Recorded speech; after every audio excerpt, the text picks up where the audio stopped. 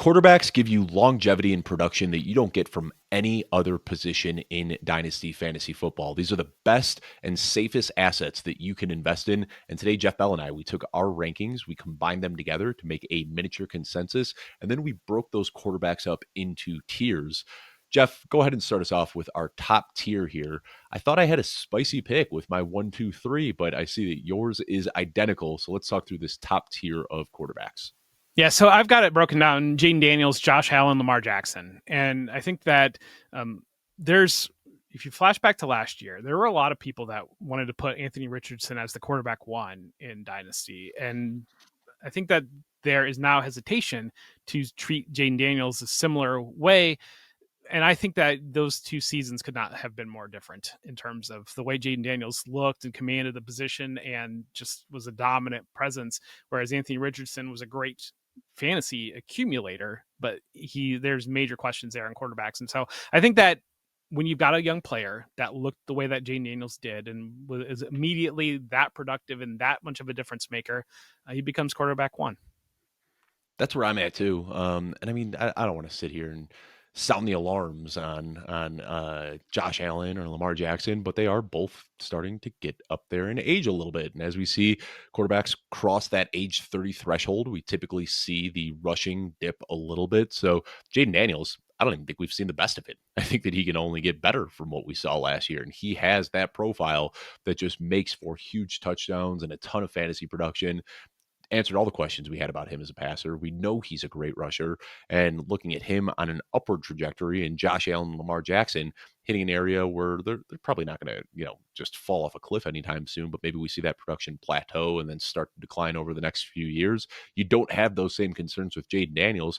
I was really excited, Jeff, to hop on this show and plant my flag as Jaden Daniels as the QB1 and argue with you against it. And then you sent your rankings over to me this morning, and I said, oh, all right, well, we're locked up there, so not too much to talk about. Let's move on to the next tier. And this one is another one that we are mostly in agreement on. We might have a few players swapped around in different spots here, but Joe Burrow, Jalen Hurts, and Patrick Mahomes as our 4, 5, and 6.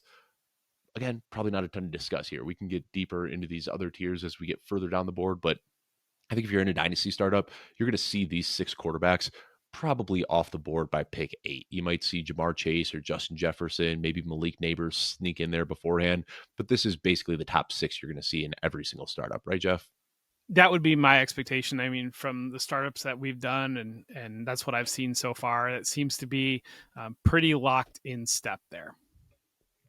Jalen Hurts, let's have a quick conversation about him because I feel like by default, you need to keep him in this tier. I mean, the rushing upside is there, coming off of a Super Bowl win. We've seen the tush push can generate a ton of fantasy production. Still just 26 years old, but last year we saw the passing volume dip dramatically. We saw Saquon Barkley take a huge chunk of the rushing game, and Jalen Hurts didn't give us that top 3 ceiling that we've seen in years past. So if he has another season this year in 2025 like he had last year, is he a guy that you could see potentially just spiraling down dynasty rankings?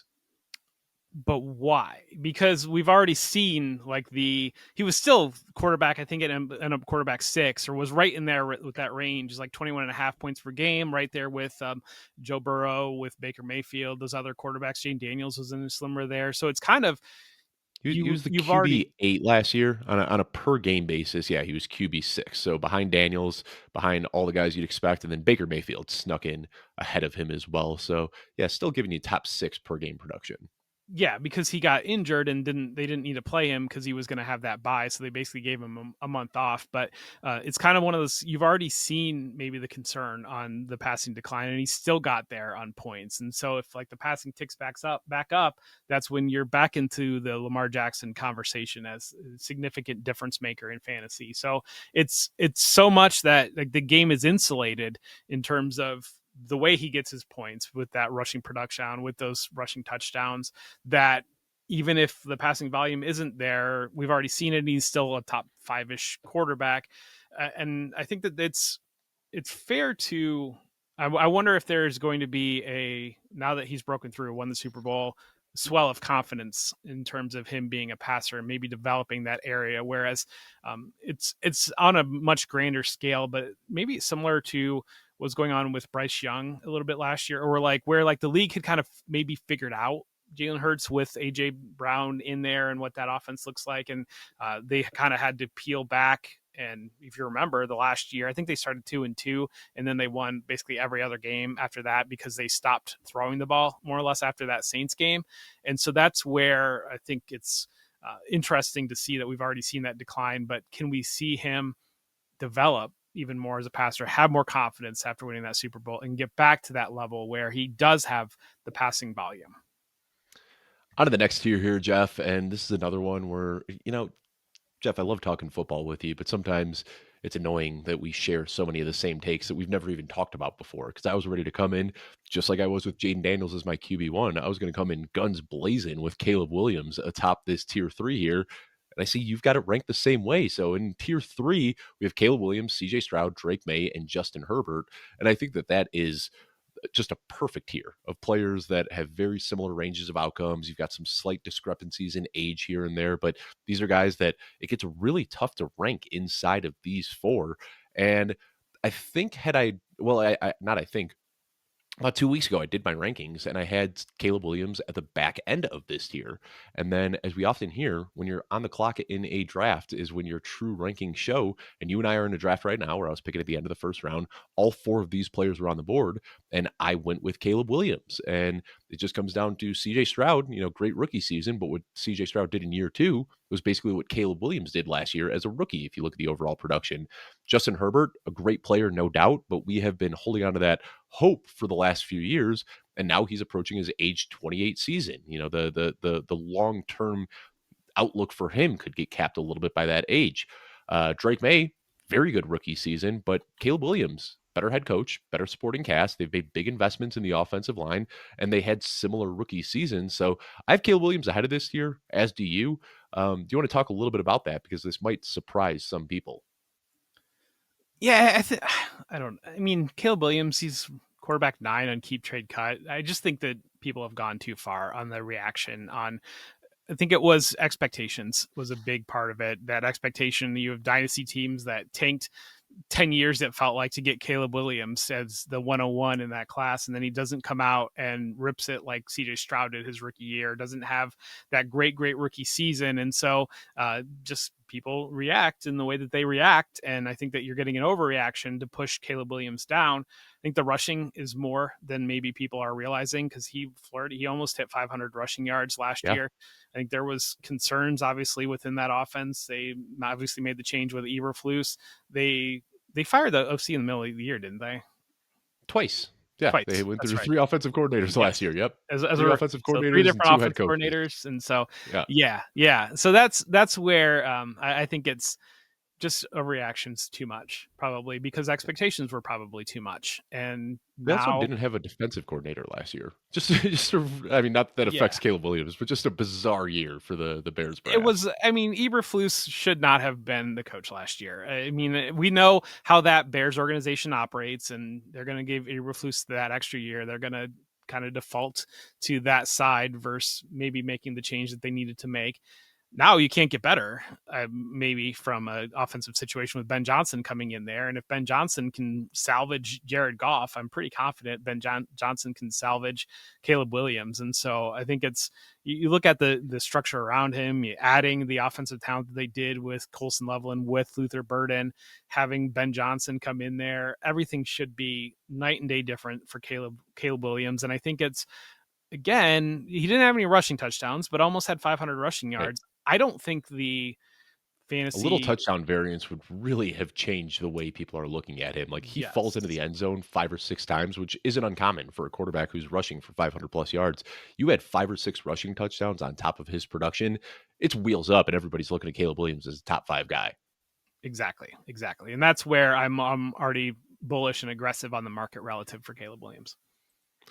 Anybody else we want to discuss in this tier? CJ Stroud. I think that we can really contextualize his struggles in year two. I mean, everybody was hurt. Like, I don't know a quarterback that could have succeeded in that situation when you're throwing to Xavier Hutchison and I don't even remember who the wide receivers were at John the end of the season, but it Mechie was and yeah, yeah. it was bleak. It was very, very bleak. And now I think with a presumably healthy Nico Collins back in the picture, Jaden Higgins, Jalen Noel, Christian Kirk, there's a lot of reasons to be excited for a bounce back with CJ Stroud. So I understand why he got knocked down in the rankings a little bit. But again, you and I, relative to the market, are still hold it down for CJ Stroud, having him ahead of consensus because we're able to look at his struggles and add context to them pretty easily.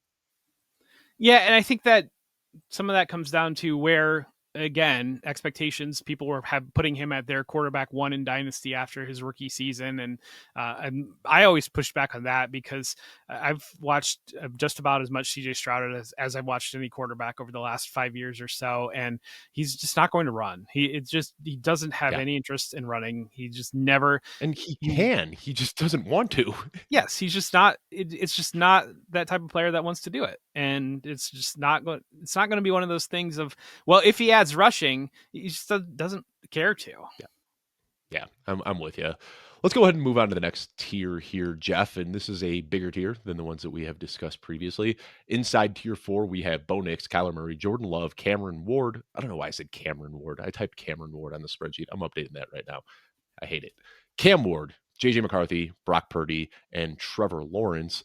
This is one of those tiers that I love. You got so much upside in this tier. These are the guys that aren't quite as flashy as the guys ranked ahead of them, but I can make an upside case for every one of these players. Kyler Murray, I think, is the one that maybe you get a little bit concerned about the upside, but you know that you're still getting, basically floor of a top 15 quarterback with potential upside if, especially if the pass catchers there can develop. Jordan Love, doesn't have the biggest rushing upside, but we know he can throw the ball a lot. You're going to take some interceptions, but you're also going to get a lot of passing production through the air. JJ McCarthy, super excited about his prospects. Cam Ward, number one overall pick. You're getting 5+ years as a starter out of him, most likely. Brock Purdy is the one that jumps out to me because I want to move him up in my rankings, but I can't. And I see that you and I are almost in lockstep with where we have Brock Purdy. Then I look at his consensus ranking and I see that he's pretty far down in those rankings as well. What do you think the big trepidation is when it comes to Brock Purdy, Jeff? Maybe I mean, obviously coming off injury, obviously coming off of a little bit of a disappointing year last year, that contract is looming. And I think that that's the biggest question on Brock Purdy on are the 49ers going to be that organization that says, we don't think you're worth this. We're going to let you go and you're going to go somewhere else. Is Brock Purdy going to be able to succeed outside of Kyle Shanahan, outside of Christian McCaffrey, outside of all those talented players around him? Or if they do give him that money, what are they going to be able to keep around him? If there's the Right. type of thing of Christian McCaffrey, if he's not back to the level that we expect, or maybe he's got one more year, 2 more years of that, and then he falls off a little bit, and they have already flirted with trading Brandon Ayuk, or George Kittle falls off a little bit, and all of a sudden you get in the situation where you're paying Brock Purdy top 5 quarterback money, and his top targets are Ricky Pearsall and Juwan Jennings with Isaiah Garundo in the backfield or Jordan James in the backfield. What do you got? And I think that that's probably the big questions there on Brock Purdy. And we've talked a lot about Kyle Shanahan wanting to kind of be the smartest guy in the room and prove people wrong. And you look at this quarterback room. I mean, they brought Sam Darnold in a couple of years ago, and we heard that Sam Darnold had jumped ahead of Trey Lance in the depth chart and was actually pushing to potentially push Brock Purdy out of that role as well. Now this year, they bring in Mac Jones, a guy who Shanahan was tied to in that draft that they wanted to move up for. And the rumors are that he and why am I drawing a blank on the GM? Kyle Shanahan and John Lynch. John Lynch, yes, yeah, that they had a disagreement. Lynch wanted Trey Lance, Kyle Shanahan wanted Mac Jones. Now he gets Mac Jones. They also brought in your guy, Curtis Rourke, a guy who is very pro ready and ready to step up. These are all guys that have pretty similar profiles: Brock Purdy, Mac Jones, Curtis Rourke. So I think that they might test some of these other guys out in summer camp just to see, hey, what do we have with Mac Jones? What do we have with Curtis Rourke? Can we avoid giving Brock Purdy $250 million? That might be what they're hoping to do this season. That Darnold conversation looks really interesting now after seeing what we had last year with Sam Darnold. I know that it ended poorly last year with Sam Darnold. He had struggled against the Lions and then struggled in the playoff game. But when that was kind of coming out, it was one of those things of we had this notion in our mind of Sam Darnold as the guy that saw ghosts, as the flame out, as like, no way he's actually pushing Brock Purdy. But then I feel like after you saw Sam Darnold play Yeah. for most of last year, you kind of see like, well, yeah, I mean, he probably was pushing Brock Purdy, and it might have been that situation. And that's another one where maybe Darnold, maybe it's Jalen Milroe's very, very good, and it just becomes a situation where he's going to be the quarterback, and the Seattle looks to move on, and they get out of that contract, and maybe Sam Darnold ends up back with the 49ers, or maybe Kirk Cousins is healthier and has a better season this year in spot starts and hits the market, and they go that direction. I think there's going to be available options, and I think that they realize that, and that's been the hesitation on paying Brock Purdy this contract. And I remember when that report came out, it was 2 off seasons ago, and Ian Rappaport, I remember it was a video. He was sitting at the San Francisco training camp, and he was talking into a microphone saying, "Everything I've seen is that Sam Darnold is beating out Trey Lance." And I remember the reactions on Twitter that day where everybody was like, "You are wrong, Ian. Trey Lance is the QB1. This is his job." And no, he fell to QB3, and people just did not want to hear it. So definitely something to pay close attention to this offseason. If they start saying, "Hey, Curtis Rourke is getting snaps," or "Mac Jones is getting snaps," don't write it off and say, "No, Brock Purdy's the guy," because Kyle Shanahan has very much so been willing to just pivot off of a quarterback. Two guys that we didn't talk about in this tier, though, we kind of glanced over Bo Nix and Trevor Lawrence. Bo Nix is atop this tier for us. Trevor Lawrence is at the bottom of this tier for us. But it's weird to say that because these guys are so tight in my rankings. I don't see a huge disparity between Bo Nix and Trevor Lawrence. I think this is a very flat tier here with all of these players. Do you want to talk about either of those guys, Jeff? Bo Nix or Trevor Lawrence? I think Bo Nix, when we talk about Caleb Williams, the biggest difference there between Caleb Williams and Bo Nix is touchdown regression, because Caleb Williams ran for more yards, but Bo Nix had 4 rushing touchdowns, and Bo Nix threw for about 200 more yards, but had 9 more passing touchdowns. And so that was the biggest difference in fantasy scoring between the two of those their rookie year. I'm probably in the camp that I'm a little bit lower on Bo Nix than many, just because I think he had an excellent rookie year that I think it's going to be difficult for him to match, to do that again. And talk about touchdown regression might be a thing there. It just might be the type of thing of he can be better than last year, but maybe not better statistically. I think that there are a lot of broken Denver's direction to really boost those numbers. You think back that Thursday night game against Cleveland, or it was the Monday night game against Cleveland, when they went absolutely crazy, and like that certainly helped his counting stats. And so I think that there's just some, I think it's fair to have some hesitation on Bo Nix. Now, do you buy into the theory or idea at all that he put it together over the second half of the year? Because we talked on the tight end show about Tale of Two Seasons, and that's a very common thing. And Bo Nix over the second half of the season did look like a very different quarterback. I forget what game it was. It was one of those early season games where Bo Nix kind of split 2 of his receivers, where he threw a ball right in between the 2 of them, and that went viral, and everybody was parroting the same Bo Nix sucks tape or take, like you would just hear it from everybody. But then over the second half of the season and even into that playoff game, he looked really sharp. His completion percentage went through the roof. His intended air yards per pass attempt skyrocketed. He started pushing the ball deeper downfield. He started rushing more. I think the big fear with Bo Nix is, of course, his age. He's already going into his age 25 season in year 2, but the rushing upside is there. The offensive environment is there. And we saw him playing really, really good football over the last couple of months last year.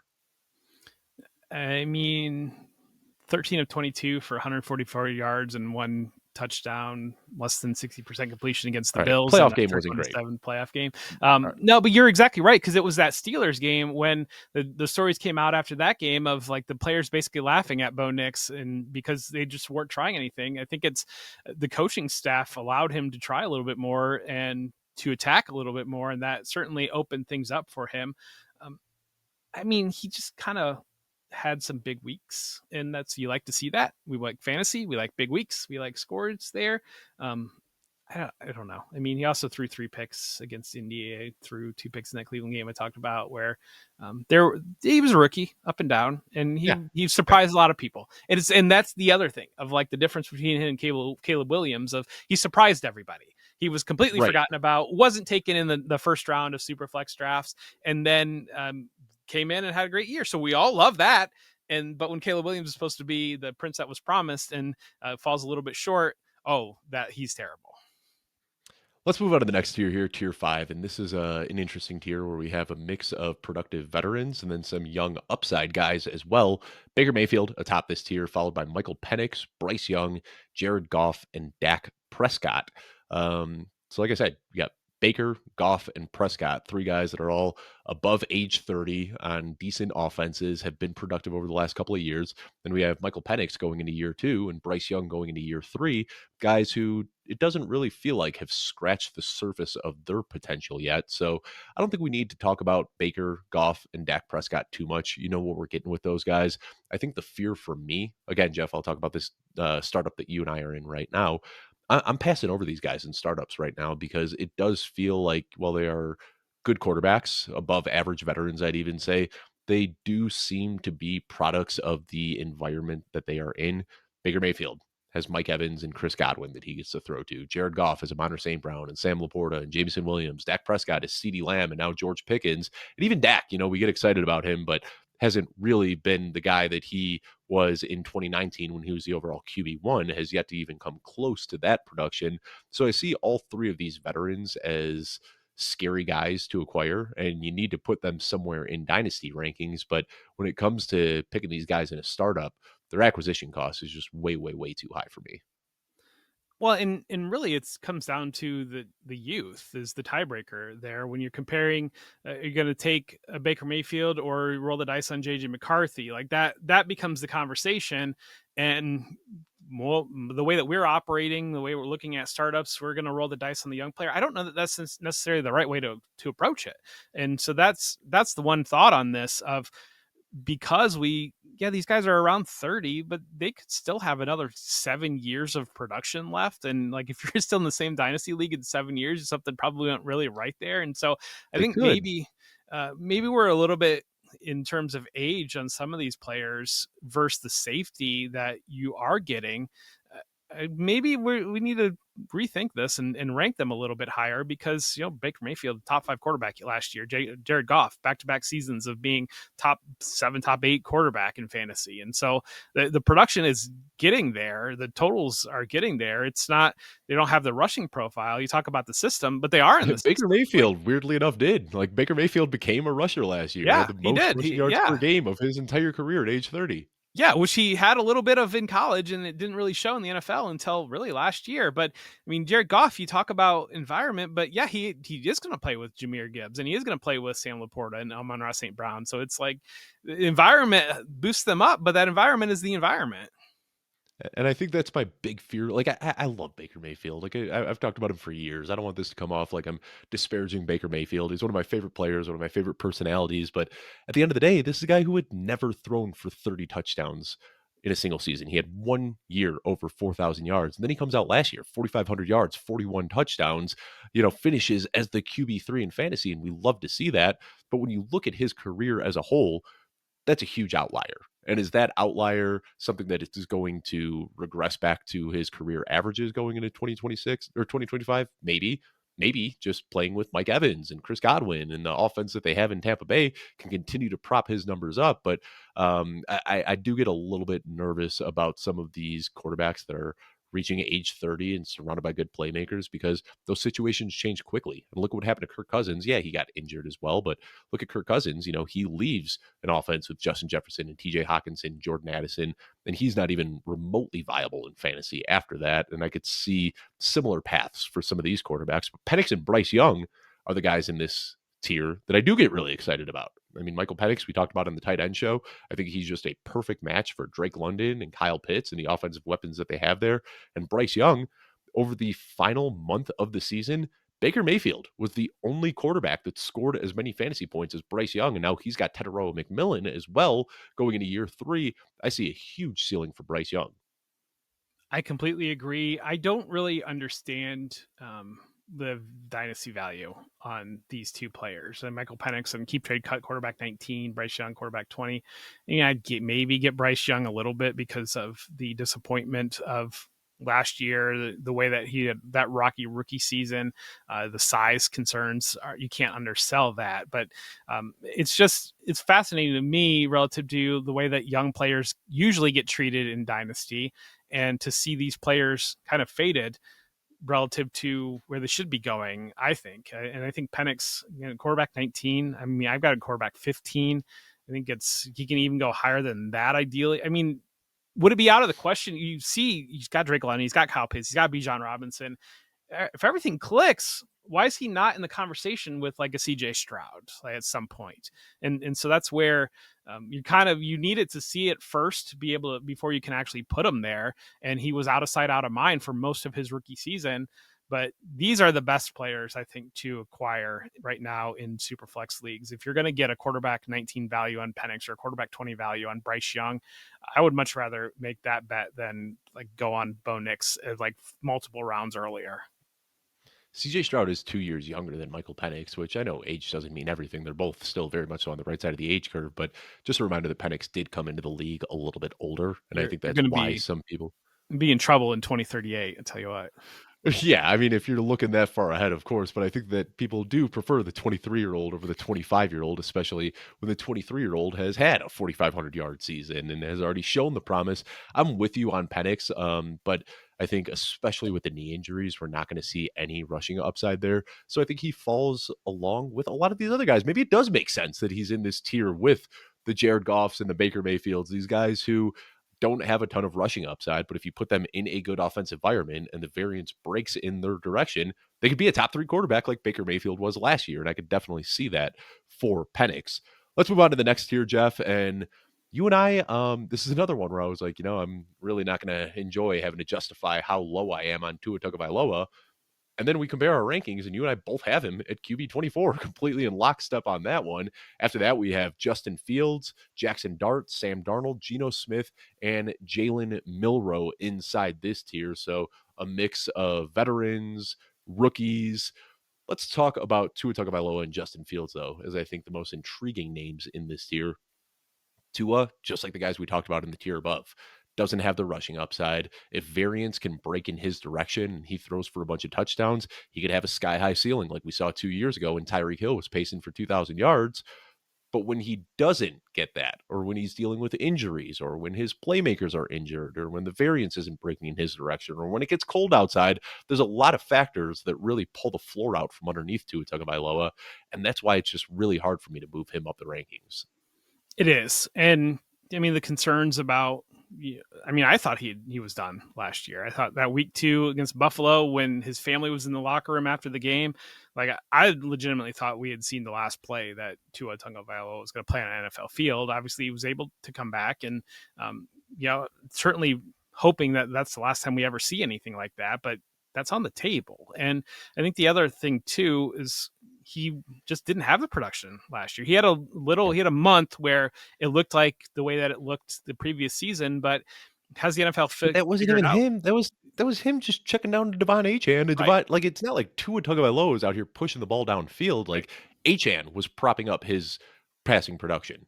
Yeah, and so that's where has the NFL figured out Mike McDaniel a little bit? What's kind of the counterpunch there? Is this the type of? There's just so many questions around Tua Tagovailoa to have him be any higher than this, and some of it's like these things are not existing in a vacuum. There's players that are just ranked above them that make them lower, that you would feel better, and I think it's so. You get, and especially you get like Dolphins fan or somebody like that will come on and say, there's no way Tua is quarterback 24. He finished quarterback 22 last year, and that was a down year and all this. And it's like, well, but there's guys above it. Like list the guys that you would have below him relative to the guys you'd have above him. And he ends up at quarterback 24. And I think the big thing too is like you look at it, he's going into his age 28 season, which definitely isn't old, but they paid him a lot of money in Miami, and he's under contract there for the next 2 years. But it wouldn't surprise me if they move on after these next 2 years because they really backloaded his contract. Or if they want to keep him in 2027 and 2028, they're gonna have to pay him almost $120 million over those 2 years. And if Tua hits the free agent market 2 years from now, unless he sees a huge uptick in production, more likely he's going to end up as a backup somewhere. I don't know if he's shown enough so far in his NFL career that another team is going to want to go out there and break the bank to bring him back as a QB1. Maybe Miami, just the familiar face, wants to bring him back after, but I don't see it happening. And I think that we'll see 2 more years of sporadic, inconsistent production in Miami, and then he becomes a backup. That's not something I'm really crazy about in Dynasty. I will say too, Jeff, while you were talking, I was looking through our rankings and I did make an executive decision. I added two other guys into this tier that were kind of teetering in between the two, Anthony Richardson and Tyler Shuck, because when you look at the rest of the names in here, Tua Tagovailoa, Justin Fields, Jackson Dart, Sam Darnold, Geno Smith, Jalen Milroe, Anthony Richardson, and Tyler Shuck, I think those guys do all kind of fit together as guys with low ceilings, not really sure about their long-term output. But let's talk about Justin Fields next, because his contract, I think at first people saw 2 years, 40 million, and they think, cool, Justin Fields has 2 years of being a starter. You look a little bit deeper at the contract. They gave him 30 million fully guaranteed, and then they have an out after this season. So it's basically a 1 year tryout for $30 million, and then they can bring him back on a team option next year. But I see Justin Fields as a guy who has struggled so far in his NFL career, but when he is on the field, he is just printing fantasy points like nobody's business. The long-term outlook is a little bit shaky, but where do you see Justin Fields' career going from this year and beyond? Well, I mean, I'm one of the biggest believers of Justin Fields that you can probably have at this point still remaining, and I see him going and pairing with Garrett Wilson, his friend from college, and I think that the biggest thing that I see with him is being put into a potential position to succeed more than maybe he ever has in his career. The Jets have Yeah, in the draft, they solidified that offensive line. They've got Brees Hall there in the backfield, and so having this talent around him, Garrett Wilson. I mean, it's a little bit of a talent upgrade over what he had last year with Pittsburgh, and even then with Pittsburgh, I think you can maybe debate if it was fair that he didn't get a second chance the way that Russell Wilson was kind of looking at the end of last year, and that he kind of felt like we don't want this veteran to lose his job to injury. Like Justin Fields was playing good enough, like yeah. wasn't playing great, but he was playing good enough that he should have kept the job last year.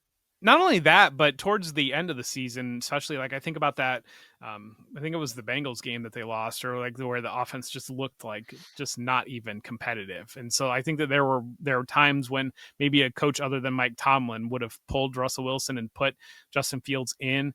Um, an Arthur Smith offense. We don't necessarily love an Arthur Smith offense. And so I think that being put in the best position to succeed maybe at any point in his career, having those previous career failures and being able to build upon that and move forward, not having a Russell Wilson banging down the door basically to become the starting quarterback. And I think I mean, you're the Bears fan. If they didn't make that trade with Carolina, or if that trade with Carolina didn't work out so that they're getting Caleb Williams, if that had been like the ninth pick, are they taking JJ McCarthy and pushing Justin Fields out? The way that No. the organization was talking and acting, I don't know that that would have been the case. And so that's where I think that I think Pittsburgh viewed him as their long term answer. And I think that the way last year played out, I think they wanted to be conservative with him and develop him and get him comfortable. Then I think the way last year played out and then hitting the market, they probably the Jets blew them out of the water probably when it came to money and probably some feelings about if he should have played again. And so that's why he left Pittsburgh. But I think that Yeah. the Steelers wanted to make him their franchise quarterback moving forward. And now the Jets are trying to make him their franchise quarterback moving forward. Teams are still, it's for I just don't think it's been nearly as bad as maybe you would think. And I think like an EJ Manuel or something like that, where it's like, this is obvious, like this guy does not belong. You've seen Justin Fields be a difference maker at the quarterback position, maybe an untraditional difference maker at the quarterback position, but being the type of player where you're like, I want to see more of this. I want to figure out how to make this work. I want to keep going to this well. I don't think that it's like, well, this guy has no idea what he's doing. This is Jamarcus Russell, and he's a mess on the field. Like, it's nothing like that. I'm trying to look it up right now, Jeff, and I'm struggling a little bit. Do you remember the timeline from last year, did they bring in Russell Wilson first or did they trade for Justin Fields first? Because if I remember, I think Russell Wilson was already there. I think they signed Russell Wilson as a free agent and then they made the trade for Fields after. So I think that there was this layer of, Russ is the veteran here, it's his job. And then when he got hurt in the preseason with that calf injury, Fields took over. But, you don't want to be that franchise that causes a veteran to lose his job because of an injury. And I think that's why Russ regained the role. But I'm with you. Fields is a very interesting guy. I just drafted him in a startup that you and I are in, and ahead of some of the names that we had talked about previously: Jared Goff, Tua Tagovailoa, Michael Penix, Bryce Young. I took Fields ahead of those guys. This is, first of all, a very weird format that came from the mind of Jeff Bell, where you have to start two quarterbacks, and there are two super flex spots. So quarterbacks are very, very valuable in this league. But I took Fields in round 4 as my QB4 just because the 2025 upside is so high. And if he can put it together this year and get another opportunity, still a very young player who can really ascend up the dynasty ranks. And when you're looking at the other guys in this tier with this sort of market value, I don't see anybody with room to grow the way that Justin Fields does. I mean, Jalen Milroe and Anthony Richardson arguably Of are course. Yeah. of Yeah. the similar Maybe ceiling even Jackson based Dart. on this. Yes, I mean, I feel like Jackson Dart's ceiling though is a little bit more like Jared Goff of like you're not Right. going to get the rushing out of there relative to. I mean, Justin Fields, Jalen Milroe can flirt with 1,000-yard seasons like every year, Yeah. and so like that. I mean, I always go back to Tim Tebow, and you've played long enough to when Tim Tebow was a fantasy quarterback, and he was a quarterback 12, and that guy couldn't throw the ball at all. But it's Right. still like rush for 70 yards and score a touchdown, and you become a quarterback So one. that was a very different QB landscape. I remember a while back I said, let's see, like Tim Tebow. If you take Tim Tebow's numbers from that year and you plug them into 2024, he's like QB 20. But I mean, that's because we have so many quarterbacks that rush the ball now. Yeah. And a lot of that may be because of Tim Tebow. And that's why the NFL started trending in that direction. But another guy that I think we need to discuss in this tier, Jeff, Tyler Shuck. Derek Carr retired. Sounds like Tyler Shuck is probably the week 1 starter, barring some last minute change of heart from Aaron Rodgers, or I don't even know what else can push Shuck out of here. But you and I aren't really taking the cheese here. We're both still pretty low on Tyler Shuck. Talk to me about that one a little bit. I mean, Tyler Shuck feels to me like the Blaine Gabbert, Blake Bortles era Yeah, yeah, Jaguars yeah. when it was like this guy looks like an NFL quarterback. And have you seen He's him? tall. He is big and he is mobile and he can be a franchise quarterback. And I think teams have gotten smarter because I feel like there was a time when Tyler Shuck probably would have gone in the top 10 in the draft Yeah, because of that. But at the same, it's just one of these things of I feel like you see the quarterbacks that succeed, and it's not usually a Tyler Shuck that succeeds, and it's I don't know. I mean, he's like 27 years old, like playing like year 9 in college, like before he actually looked halfway decent, and so that's right. where and some of that was injuries, but moving around, like those types of things, he just never really put it all together. And it's like some, he was Justin Herbert's backup. He kind of looks like Justin Herbert. And so he was there at Oregon. And so like sprinkle some of that fairy dust on there. And he just looks the part and he's so mature. And maybe some of it's when you, there's enough stories out about Shadur Sanders at this point. Maybe some of it's when you sit down with Yeah, Shadur Sanders one day and then you sit down with Tyler Shuck the next day and you're like, like, well, we know who I'm we want to talking to an draft. adult today and like I don't know I was yesterday. So like that's I mean maybe there's some of that going on too. It's just I don't know. I'm not buying it. I guess maybe a lot of people were really excited about Spencer Rattler this time last year, and like Jake Hayner was a under the radar guy when he was a rookie, and so I don't. I mean, he's certainly got opportunity as of right now, and Aaron Rodgers is unsigned. Maybe Aaron Rodgers comes in there, but I'm not steaming Tyler Shuck up the board. Yeah. I was on with our friend Steffi Smalls earlier in the week and we were having the Tyler Shuck discussion. And I said, I think a lot of people get really excited about Tyler Shuck because if you look up his highlights on YouTube, it's a really good highlight reel. Well, yeah, he was in college for 7 years. I'd hope that somebody who played college football for 7 years could put together a 10-minute highlight reel. But when you watch the entire body of work, it isn't nearly as exciting as his cherry picked best plays. Jeff, I don't think we need to spend any time on this final tier here. Matthew Stafford, Jameis Winston, Aaron Rodgers, Daniel Jones, Russell Wilson. You know what you're getting. These are older guys, veterans. Maybe you're getting Aaron Rodgers, who goes into his late career Tom Brady era and ends up being a top scoring fantasy guy for the next 2 years. Maybe he buries himself in a hole in the rainforest and does a bunch of ayahuasca and never scores a fantasy point again. We don't know, but you know the risk with these guys, and that's why they are way down here in tier 7. But Jeff, as always, want to thank you for the time on the show. I want to thank the audience for tuning in and listening. We will be back next week talking about our running back and wide receiver rankings on Tuesday and Thursday. So I want to thank you so much for tuning in, and we will see you next week.